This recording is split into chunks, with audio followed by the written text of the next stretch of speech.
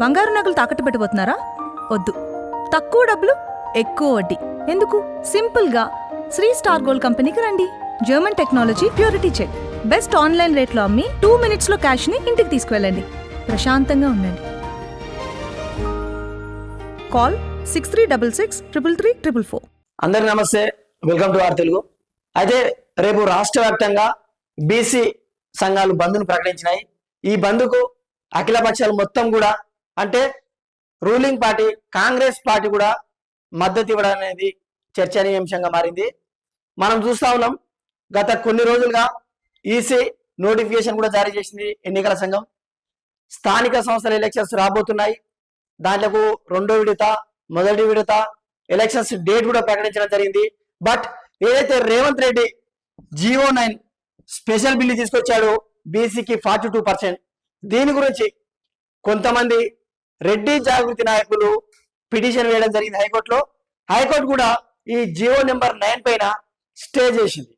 అప్పుడు రేవంత్ రెడ్డి ప్రభుత్వం మేము సుప్రీంకోర్టులో తేల్చుకుంటాం అని నిన్న సుప్రీంకోర్టు కూడా వెళ్ళడం జరిగింది. సేమ్ అక్కడ కూడా రాష్ట్ర ప్రభుత్వానికి చుక్కెదురైంది.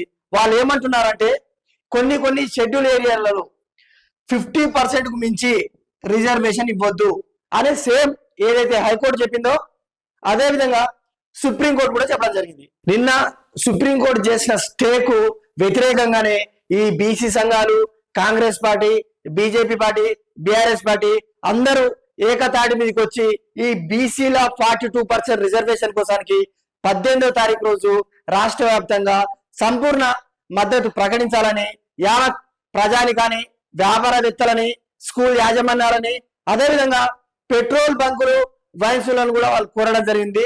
అయితే బీసీ సంఘం నేతలు ఆర్ కృష్ణ, జాజుల శ్రీనివాస్ గౌడ్, ఇతరత్ర చాలా సంఘాలు ఉన్నాయి కదా బీసీలలో, వాళ్ళందరూ కూడా కేవలం మెడికల్ షాపులు తప్ప ఏ ఒక్కరు కూడా రేపు బంద్కు మినహాయింపు కాదని వారు తేల్చి చెప్పడం జరిగింది.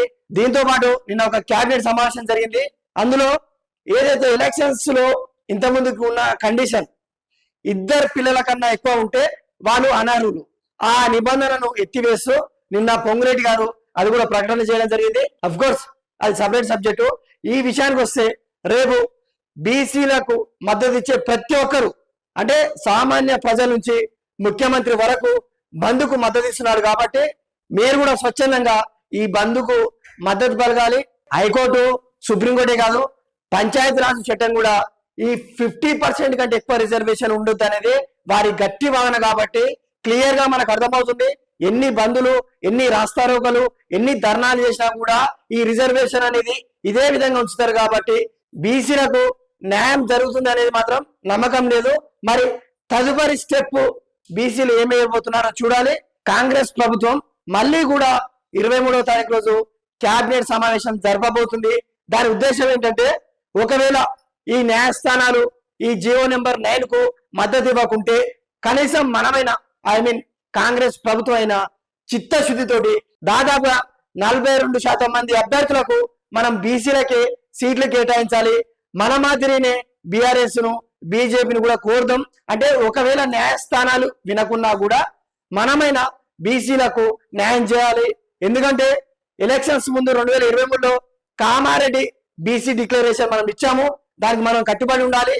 లేదంటే బీసీ లోపల కాంగ్రెస్ పైన ఒక వ్యతిరేకత వస్తుంది. కాబట్టి దీనికి మనం మద్దతుగా మనమైనా 42% టికెట్ ఇవ్వాలని రేపు 23వ తారీఖు రోజు ఈ క్యాబినెట్ సమావేశం నిర్ణయించుకోబోతుందని మనకు క్లియర్ గా అర్థమవుతుంది. అయితే ఈ ఎంటైర్ ఇష్యూల తెలంగాణ ప్రజలు ఏమనుకుంటున్నారు? కాంగ్రెస్ దీంట్లో మెలక పెడుతుందా, లేదా బీజేపీ ఇబ్బంది పెడుతుందా, లేదా రెడ్డి నాయకులు ఎవరైతే ఓసీలు ఉన్నారో వాళ్ళు కావాలని పిటిషన్ వేస్తున్నారా? ఎందుకంటే 5% ఉన్న రెడ్డిస్ కు జనరల్ కోటా మొత్తం వాళ్ళదే, అబౌవ్ 50% వాళ్ళే ఉంటున్నారు. జనరల్ అంటే ఓసీ, ఓసీ అంటే జనరల్ అన్నట్టు మనం గత కొన్ని దశాబ్దాల నుండి చూస్తున్నాం. ఇంకా వాళ్ళకి ఏదో రిజర్వేషన్ సరిపోనట్టు వారు ఎందుకు ఈ విధంగా చేస్తున్నారో అర్థం కావట్లేదు. మరి ఏం జరగబోతుంది అనుకుంటున్నారు? 42% రిజర్వేషన్ ఓకే అవుతుందా, లేదా సుప్రీంకోర్టు, హైకోర్టు ఏదైతే చెప్పిందో దానికి అనుకూలంగానే ఎలక్షన్ కమిషన్ పోతుందా? ఈ వీడియో చూస్తున్న వ్యూవర్స్ అందరూ ఈ రాష్ట్ర బంద్ గురించి ఏమనుకుంటున్నారు? మీరు కూడా ఈ సంపూర్ణ బంద్కు మద్దతు ఇస్తున్నారా? కామెంట్ రూపంలో తెలియజేయండి. ఇంకా మన ఛానల్ ఎవరైనా సబ్స్క్రైబ్ చేసుకోకుంటే తప్పకుండా సబ్స్క్రైబ్ చేసుకోండి. Thanks for watching R Telugu.